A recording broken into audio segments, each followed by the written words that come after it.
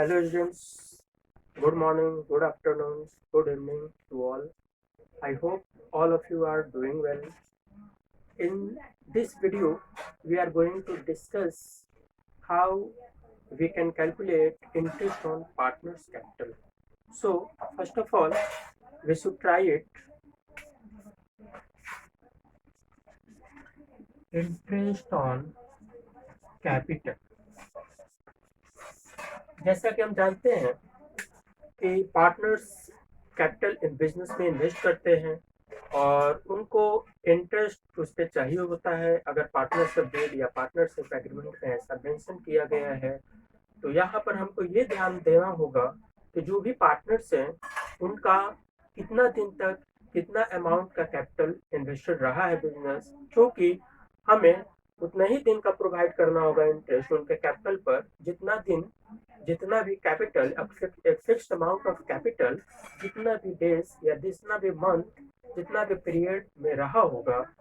इसलिए हमको यहाँ ध्यान देना होगा, जब भी हम इंटरेस्ट ऑन कैपिटल निकालेंगे तो यहाँ हमको देखना होगा कि अमाउंट ऑफ कैपिटल पार्टनर्स का कितना है और वो कैपिटल जो स्पेसिफिक या जो फिक्स जो कैपिटल है, एक खास जो सर्टेन जो कैपिटल है, वो कितना दिन तक, कितना पीरियड ऑफ टाइम तक के लिए बिजनेस में रहा है। इसको हम एक एग्जांपल से समझ सकते हैं। मान लें कि if there are two partners A and B, they started business on 1st April 2020 with a capital of 1 lakh and with a capital of 50,000. Okay. 1st अप्रैल 2020 को ए और बी 1,50,000 से बिजनेस को स्टार्ट किया। अब सवाल उठता है कि वो चाहते हैं कि उनको इंटरेस्ट ऑन कैपिटल मिले और इंटरेस्ट ऑन कैपिटल का जो रेट है वो है 10% पर एनम। ओके, नाउ हम लोग जो इंटरेस्ट ऑन कैपिटल का कैलकुलेशन करेंगे वो at the last of financial year ही करते हैं और उसके लिए हमको इस डेट तक इंटरेस्ट ऑन कैपिटल को कैलकुलेट करना होगा। लेकिन यहाँ पर हमें ध्यान देना होगा कि 1 अप्रैल 2020 को कितना कैपिटल है, क्योंकि हम यहाँ पर एक ही चीज ध्यान देते हैं कि कितना इफेक्टिव कैपिटल बिजनेस में इन्वेस्टेड रहा और कितना पीरियड ऑफ टाइम के लिए रहा। यहाँ पर हम अगर ध्यान दें तो 1 अप्रैल को 2020 को बिजनेस में 1 लाख आया, ए के द्वारा इन्वेस्ट किया गया और बी ने इन्वेस्ट किया एज ए कैपिटल 50,000 और ये up to the last date of the year ये उतना ही रहा। जैसे 31 मार्च 2020 तक इनका कैपिटल 1,50,000 ही रहा।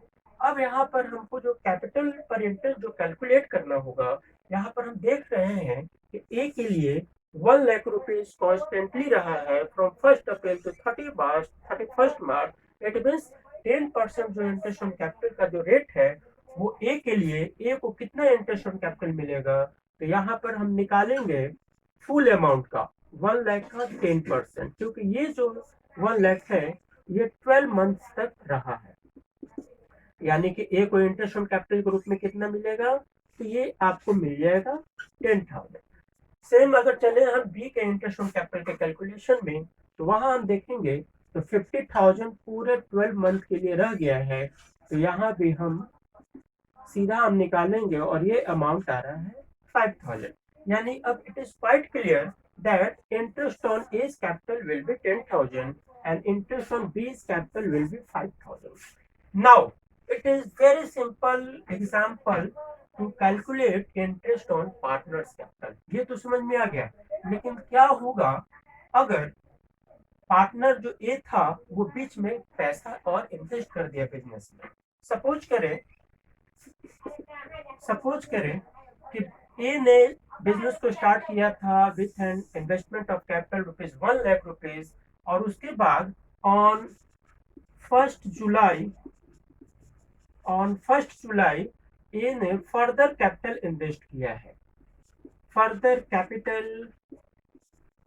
किया है और मान लेते हैं कि इसने फर्दर कैपिटल इन्वेस्ट किया 50,000। इसका मतलब एकदम क्लियर हो गया कि अब बिजनेस का जो कैपिटल है, ए का जो कैपिटल है बिजनेस में वो 1,50,000 है। यानी कि ए को अब इंटरेस्ट ऑन कैपिटल चाहिए 1,50,000 पर और यहाँ पर हम देख रहे हैं कि 1 लाख तो होल ईयर रहा है, लेकिन 50,000 जो है वो जुलाई से 31 मार्च तक रहा है। यानी कि अब हमको अगर इंटरेस्ट ऑन कैपिटल ए को देना होगा तो निश्चित रूप से यहाँ पर हमको निकालना होगा on 1 lakh rupees for 12 month. 1 lakh rupees जैसा कि हम जानते हैं पूरे एक साल रहा है, तो 1 लाख पर हम एक साल का इंटरेस्ट ऑन कैपिटल निकालेंगे और ये आपका आएगा 10,000 रुपीज। साथ साथ हम जैसा कि अभी तुरंत क्वेश्चन अभी पढ़े हैं कि इसने ए ने 1 जुलाई को 50,000 रुपीज इन्वेस्ट किया है, further capital invested in the business. यानी कि 50,000 कितना दिन तक रहा, कितना मंथ तक रहा उस बिजनेस में, तो इसको हम काउंट करेंगे जुलाई, अगस्त, सितंबर, अक्टूबर, नवंबर, दिसंबर, जनवरी, फरवरी एंड मार्च। इट मींस 9 मंथ के लिए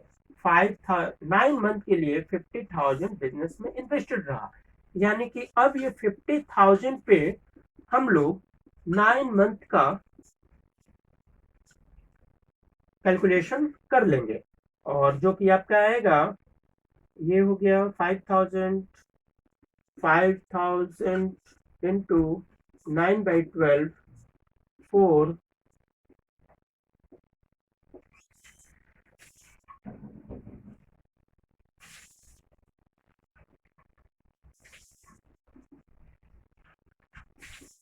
this comes 3,600.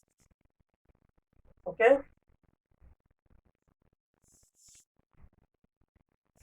यहाँ पर अगर हम ध्यान दें तो ये आपका आ गया 13,600।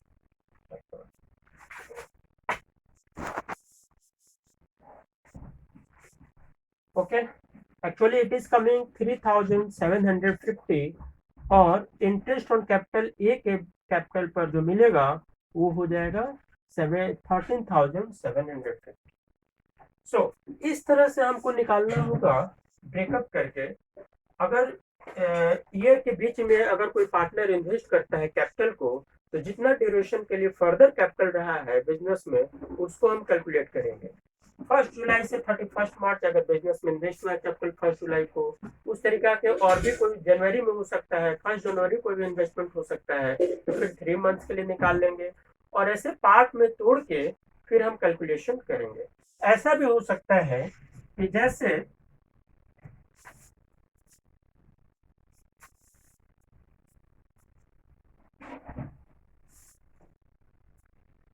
ए ने क्या किया है, अपने कैपिटल से 20,000 रुपीज विड्रू कर लिया है। विड्रू रुपीज 20,000 ऑन 1 जनवरी 2021।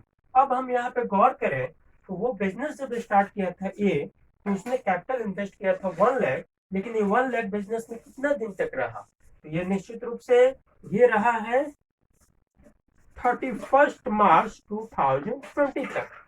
यानी कि ऑन रुपीज 1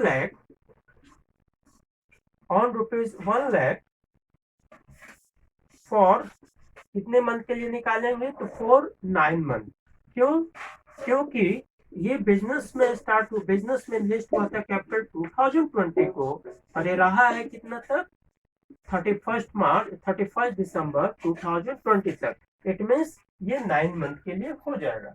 यहाँ पर हम 1 लाख पर निकालेंगे 10,000 इंटू 9/12 और 1 जनवरी को इसने क्या किया है, ए ने कि अपने कैपिटल से 20,000 विड्रू कर लिया है। यानी कि अब उसका 1 जनवरी से कितना कैपिटल हो गया बिजनेस में रिमेनिंग है, तो 80,000 है। यानी कि अब हम यहाँ पर रुपीज 80,000 पर 3 मंथ्स का निकालेंगे। क्यों? क्योंकि जनवरी, फरवरी एंड मार्च 3 मंथ्स रिमेनिंग है, तो 3 मंथ्स का निकालेंगे। अब एकदम क्लियर है कि 80,000 का अब हम 3 मंथ्स निकाले, 80,000 इंटू 10% 3/12